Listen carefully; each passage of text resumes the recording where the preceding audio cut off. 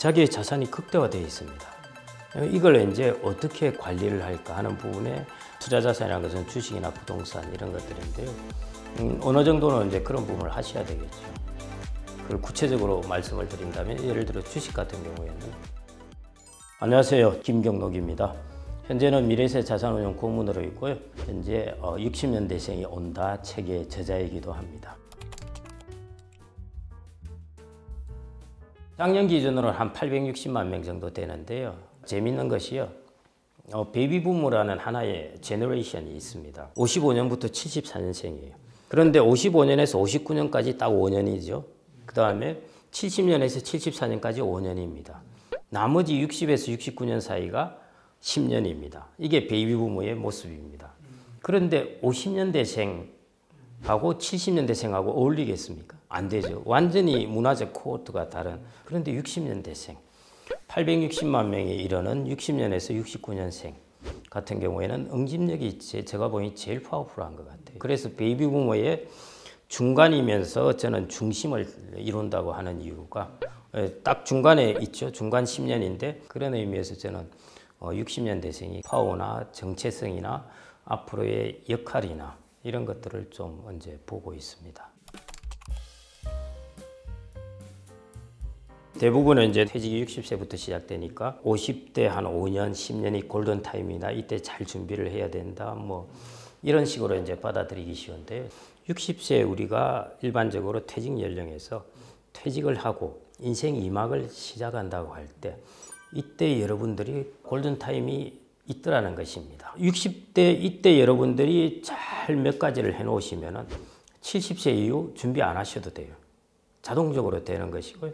60대 잘 안 해놓으시면 70세 이후도 계속 어려워집니다.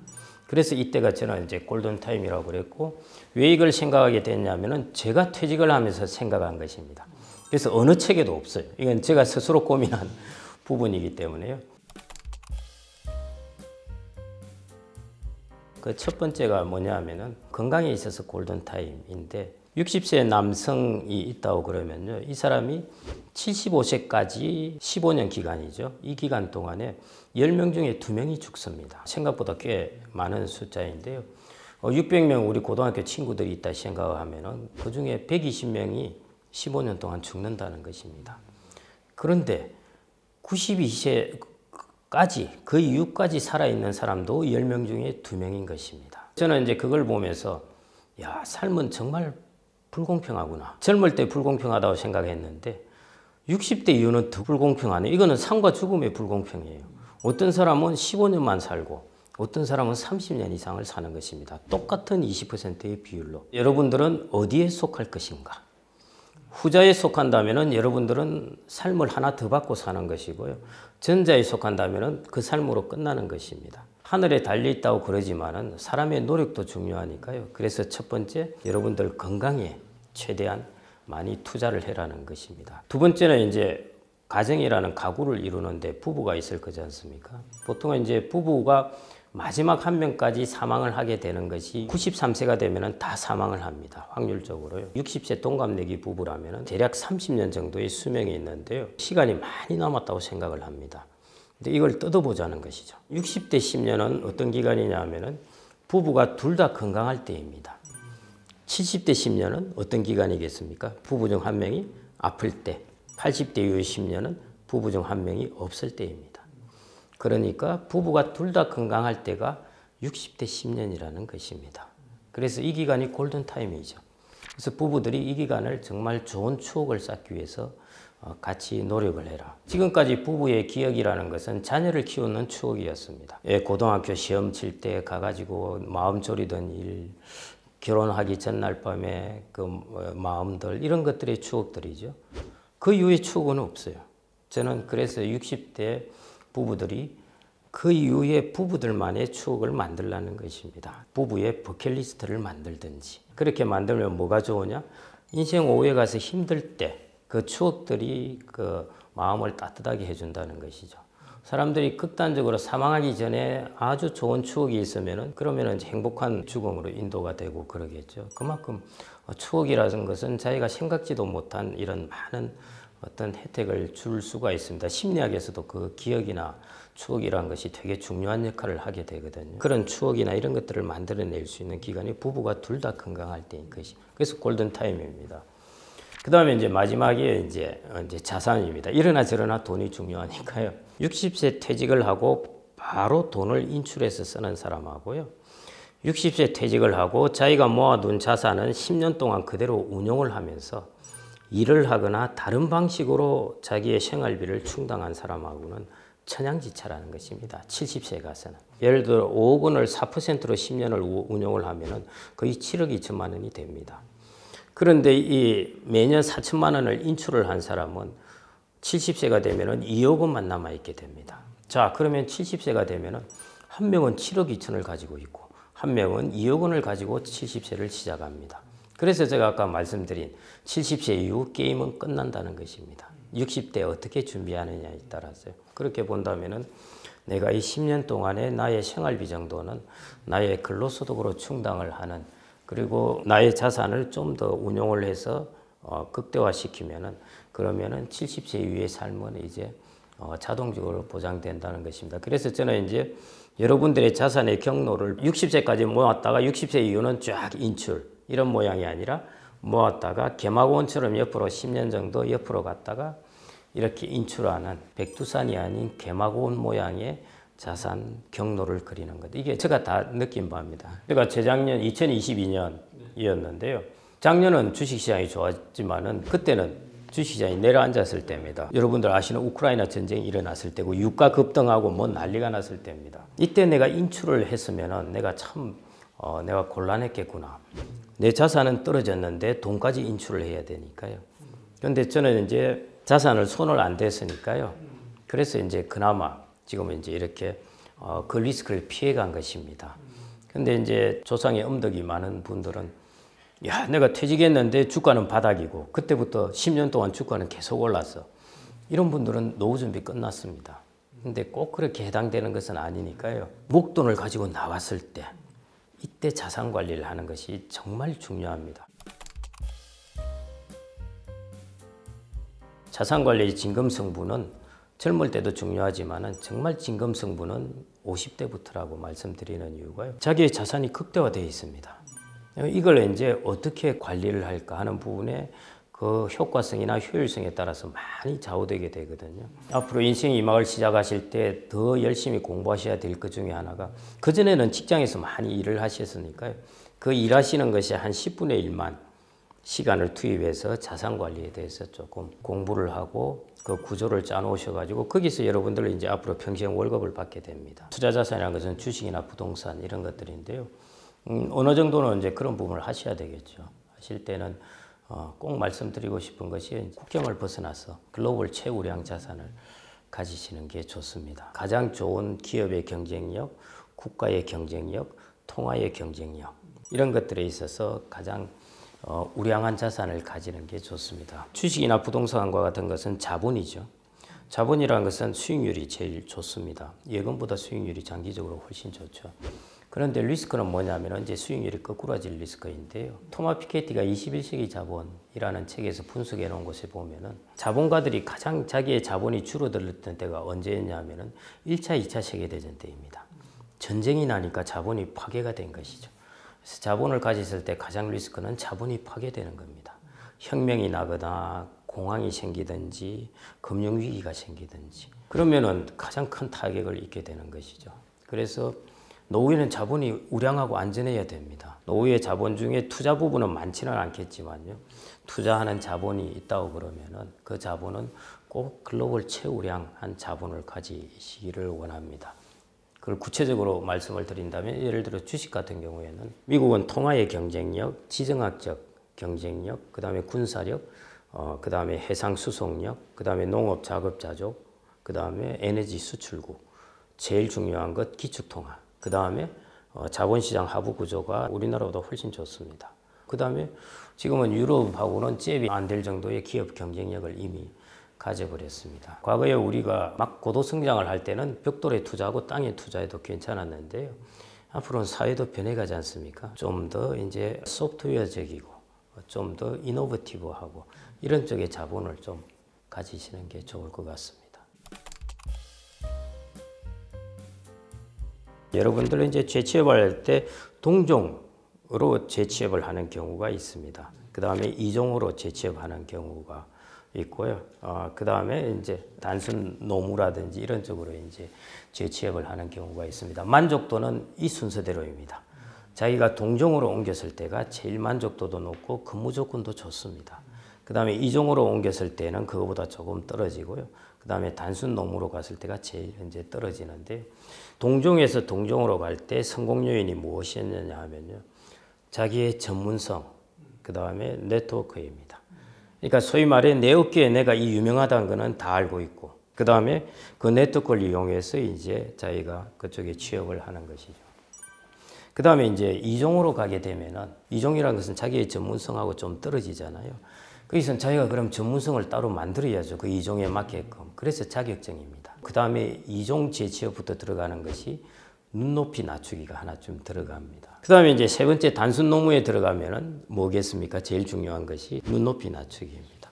그래서 이제 딱 보면은 요소가 나옵니다. 자기의 전문성, 그 다음에 네트워크를 갖추는 것, 그 다음에 자격증, 눈높이 낮추기.